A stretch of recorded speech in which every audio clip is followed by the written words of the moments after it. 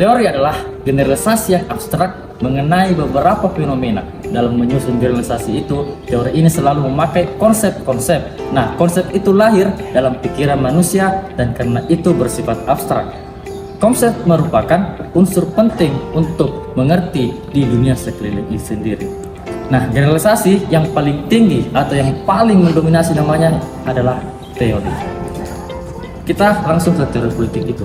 Teori politik adalah bahasan dan generalisasi dari fenomena yang bersifat politik. Dengan kata lain, teori politik adalah bahasan dan renungan. Teori politik itu adalah bahasan dan generalisasi dari fenomena yang bersifat politik. Dengan kata lain, teori politik adalah bahasan dan renungan atas. Ada beberapa sumber. Yang pertama yaitu tujuan dari kegiatan politik. Yang kedua, cara-cara mencapai tujuan politik. Dan yang ketiga, kemungkinan-kemungkinan dan kebutuhan-kebutuhan yang ditimbulkan. Dan yang terakhir adalah kewajiban yang diakibatkan oleh tujuan politik itu sendiri. Nah, konsep-konsep yang dibahas dalam teori politik itu mencakup banyak sekali, yaitu masyarakat, kelas sosial, negara, kekuasaan, kedaulatan, hak dan kewajiban, kemerdekaan, lembaga-lembaga negara, perubahan sosial, penggunaan politik, modernisasi, dan sebagainya. Konsep adalah konstruksi mental, suatu ide yang abstrak yang menunjuk pada beberapa fenomena atau karakteristik dengan sifat yang spesifik yang dimiliki oleh fenomena itu. Generalisasi adalah proses melalui mana suatu observasi mengenai satu fenomena tertentu berkembang menjadi suatu observasi mengenai lebih dari satu fenomena. Nah, kali ini kita akan membahas konsep-konsep yang dibahas dalam teori politik, maka dari itu tonton video ini sampai habis. Menurut Thomas P. Jenkins dalam bukunya The Study of Political Theory, teori dibedakan dalam dua macam. Yang pertama, teori yang mempunyai dasar moral atau bersifat akhlak dan yang menentukan norma-norma untuk perilaku politik, norms for political behavior. Dengan adanya unsur norma-norma dan nilai ini, maka teori-teori ini adalah dinamakan yang mengandung nilai, termasuk golongan ini adalah filsafat politik, teori politik sistematis, ideologi, dan sebagainya. Yang kedua, teori yang menggambarkan dan membahas fenomena dan fakta-fakta politik dengan tidak mempersoalkan norma-norma atau nilai. Teori yang dinamakan non-volitional ini atau yang biasa disebut value free biasanya bersifat deskriptif, menggambarkan, dan komparatif. Teori yang berusaha untuk membahas fakta-fakta kehidupan politik sedemikian rupa sehingga dapat disistematisir dan disimpulkan dalam generalisasi. Termasuk golongan ini adalah filsafat politik, teori politik sistematis, ideologi, dan sebagainya. Teori-teori yang dinamakan non-volitional atau value free ini biasanya bersifat deskriptif dan komparatif. Teori yang berusaha untuk membahas fakta-fakta kehidupan politik sedemikian rupa sehingga dapat disistematisir dan disimpulkan dalam generalisasi. Filsafat politik mencari penjelasan berdasarkan rasio. Ia melihat jelas adanya hubungan antara sifat dan hakikat dari alam semesta dengan sikap dan hakikat dari kehidupan politik di dunia.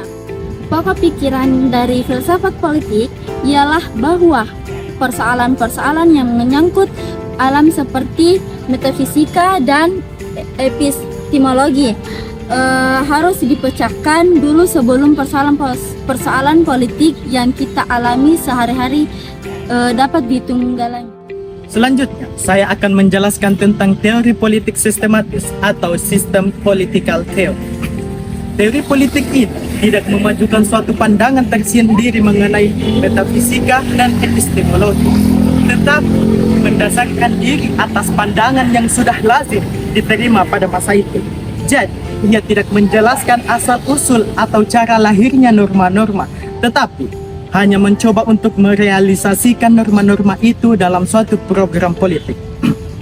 Pada abad ke-19, teori politik banyak membahas mengenai hak-hak individu yang diperjuangkan terhadap kekuasaan negara dan mengenai sistem hukum dan sistem politik yang sesuai dengan pandangan itu. Hal ini merupakan pandangan yang sudah lazim pada masa itu mengenai adanya natural law, tetapi tidak lagi mempersoalkan hukum alam itu sendiri. Selanjutnya ada ideologi politik. Ideologi politik adalah himpunan nilai-nilai, norma-norma, atau ide-ide dan juga kepercayaan yang dimiliki seseorang atau sekelompok orang atas dasar mana ia menentukan sikapnya terhadap kejadian dan problematika politik yang dihadapinya dan menentukan perilaku politik. Nilai-nilai dan ide-ide ini merupakan suatu sistem yang berpautan. Dasar dari ideologi politik adalah keyakinan akan adanya suatu pola tata tertib sosial politik yang ideal. Ideologi politik mencakup pembahasan dan diagnosa, serta saran-saran atau prescription mengenai bagaimana mencapai tujuan ideal itu. Ideologi berbeda dengan filsafat yang sifatnya merenung-renung, mempunyai tujuan untuk menggerakkan kegiatan dan aksi. Contoh dari beberapa ideologi atau doktrin politik: demokrasi, komunisme, liberalisme, fasisme, dan sebagainya. Dalam hal ini, komunisme merupakan ideologi yang sifat doktriner dan militannya paling menonjol. Masyarakat adalah keseluruhan antara hubungan-hubungan antar manusia.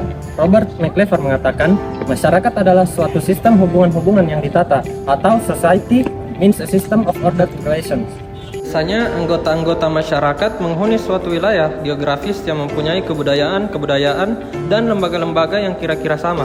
Masyarakat dapat menunjuk pada masyarakat kecil, misalnya masyarakat kelompok etnis Batak di Sumatera Utara, atau suatu masyarakat yang lebih luas, nation state, seperti masyarakat Indonesia.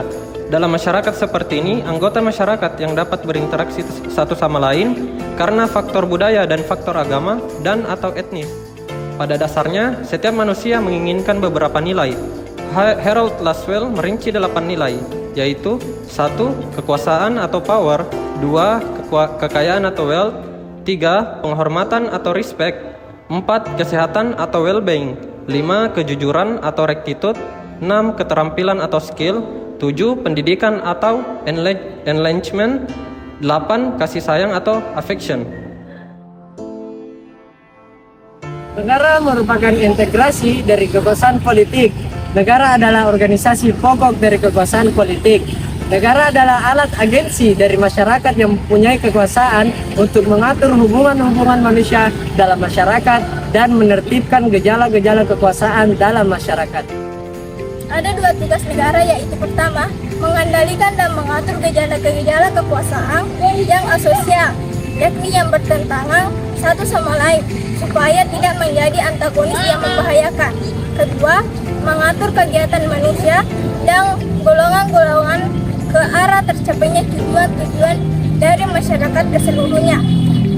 Negara menentukan bagaimana kegiatan-kegiatan asosiasi masyarakat disesuaikan satu sama lain dan diarahkan kepada tujuan nasional.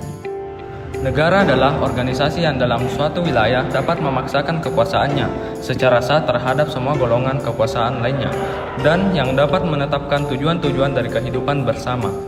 Negara menetapkan cara-cara dan batas-batas sampai di mana kekuasaan dapat digunakan dalam kehidupan bersama, baik oleh individu, golongan, atau asosiasi maupun oleh negara sendiri.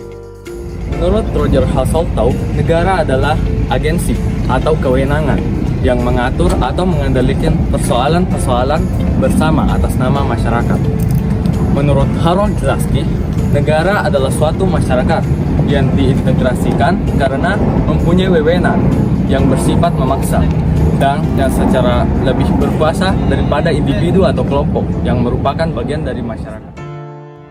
Definisi negara ketiga, menurut Max Weber, adalah negara adalah satu masyarakat yang mempunyai monopoli dalam penggunaan kekerasan fisik secara sah dalam satu wilayah. Definisi keempat, menurut Robert Morrison McLever, negara adalah asosiasi yang menyelenggarakan penertiban di dalam satu masyarakat, dalam satu wilayah dengan berdasarkan sistem hukum yang diselenggarakan oleh suatu pemerintah yang untuk maksud tersebut diberi kekuasaan memaksa.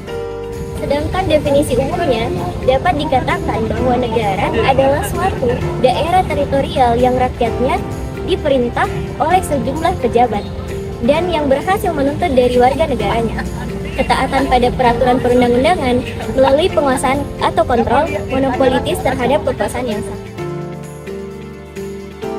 Baik, itulah tadi materi yang telah kami sampaikan. Terima kasih kepada teman-teman semua yang sudah menonton video kami.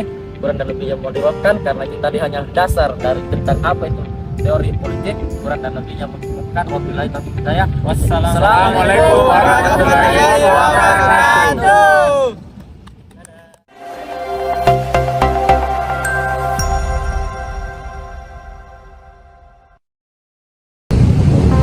Baik teman-teman, itulah tadi video yang telah kami sampaikan. Itulah. Ulang. 1, 2, 3.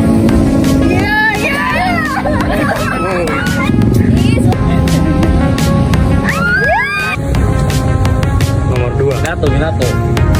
Lagi pujinya Minato. Bagaimana? Cara sah dalam satu wilayah. Karena